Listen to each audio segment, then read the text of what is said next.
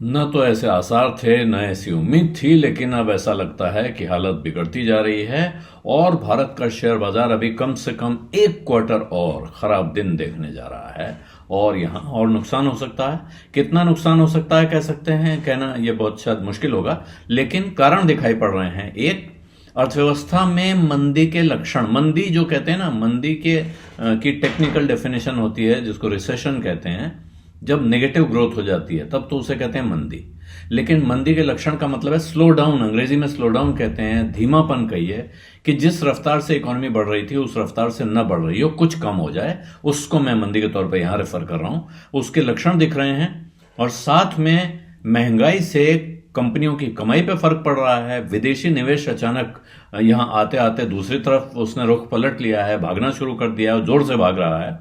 तो ऐसे में मार्च तक के लिए जो अब अंदाजा लग रहा है, और मोटे तौर पे बड़ी ब्रोकरेजेस का अंदाजा है, वो ये है कि यहां से बाजार में 5% की गिरावट और आ सकती है। और इसके साथ जो अंतर्राष्ट्रीय चिंताएं हैं, जियोपॉलिटिकल टेंशन जिनको कहते हैं, यानी कि दुनिया की अलग अलग जियोग्राफीज में हो रहे पॉलिटिकल टेंशंस, वो सब मिला के भारत के बाजार को यहां से अभी चिंता का सामना करना पड़ सकता है, ये दिखाई पड़ रहा है। और ये ब्लूमबर्ग एजेंसी ने एक इनफॉर्मल सर्वे किया है जिसमें उसने 22 स्ट्रैटेजिस्ट और फंड मैनेजर से ये सवाल पूछे और उसमें उनको ये जवाब मिलता है। खास तौर पे डोनाल्ड ट्रंप के दूसरे कार्यकाल में, ये जो उनकी सेकेंड प्रेसिडेंसी है, ऐसे में बाकी दुनिया के और भारत की कंपनियों के लिए, उनके शेयरों के लिए कुछ वहां से भी खराब संकेत आते हुए, यानी अमेरिका से खराब संकेत आते हुए दिख रहे हैं। हालांकि पिछले साल कई बार नया हाई मारा है भारत के बाजार ने, ध्यान रखना चाहिए। लगभग 5 लाख करोड़ डॉलर का मार्केट है। लेकिन इस वक्त ये एक भारत में कंजम्पशन की कमी हो गई है, यानी खपत कम हो रही है, चीजें बनती हैं, बिकती नहीं है। ये इसके अलग अलग तरह के इंडिकेटर और लक्षण दिखाई पड़ रहे हैं। यहां एक चिंता है।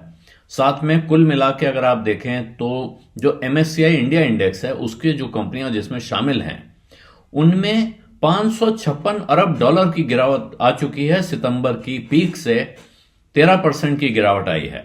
और ऐसे में बाजार में अनिश्चितता का एक नया दौर चल रहा है, ये ज्यादातर लोगों का मानना है। उनका कहना है कि इस वक्त जो निराशा छाई हुई है वो तमाम घरेलू और अंतर्राष्ट्रीय कारणों की वजह से दिख रही है। 2024 में हुई घटनाएं हैं जिनका असर अब दिखाई पड़ रहा है। दूसरी तरफ भारत कितनी रफ्तार से ग्रो करेगा, इसको लेकर भी चिंताएं बढ़ रही हैं। तो जो ताजा एडवांस एस्टिमेट आया है वो एक तरह की चिंता या शक पैदा कर रहा है ग्रोथ पर, क्योंकि ये पिछले 3 साल के एवरेज से भी नीचे है। पिछले 3 साल का एवरेज लगभग 8% रहा है, वहां से नीचे है। 6.4% का अनुमान लगाया गया है। और जो उम्मीदें हैं, अलग अलग तरह के जो अनुमान थे, उन सब से भी नीचे है, क्योंकि 8% से नीचे होने के तो आसार थे, लेकिन 6.4% रहेगा ये आसार नहीं था, ये आशंका किसी को नहीं थी। फिर गाड़ियों की बिक्री गिर रही है। कंज्यूमर कंपनीज कह रही हैं, तमाम जो उपभोक्ता सामान बनाने वाली, FMCG हो या कंज्यूमर ड्यूरेबल्स वाली, उनको लग रहा है कि आगे चैलेंज आ रहे हैं, चैलेंजिंग मार्केट कंडीशंस हैं।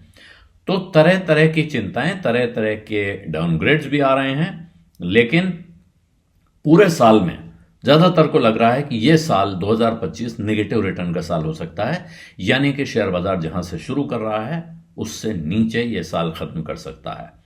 लेकिन फिर भी उनमें से 1/3 ऐसे हैं जिनको लगता है कि निफ्टी 50 कंपनियों का इंडेक्स 10 से 15% बढ़ सकता है जहां है वहां से। तो ये इसका कारण है कि जो घरेलू निवेशक हैं उनका पैसा बाजार में आ रहा है, वो आने में अभी फिलहाल कोई रुकावट दिखाई नहीं पड़ रही है। पिछले क्वार्टर में देखेंगे तो निफ्टी लगभग 8.5% गिरा है, लेकिन फिर भी 2024 में उसने 8.8% का रिटर्न दिया है। 9 साल लगातार निफ्टी फायदे में रहा है। ऐसे में 2025 में वो नीचे जा सकता है, नेगेटिव रिटर्न दे सकता है, ये बात आज कही जा सकती है। लेकिन साल के अंत में एक बार फिर जब हिसाब लगाया जाएगा तो पता चलेगा कि ये बात कहां कितनी सच साबित हो रही है। बिजअड्डा में आज इतना ही। अब इजाजत दीजिए। धन्यवाद। नमस्कार।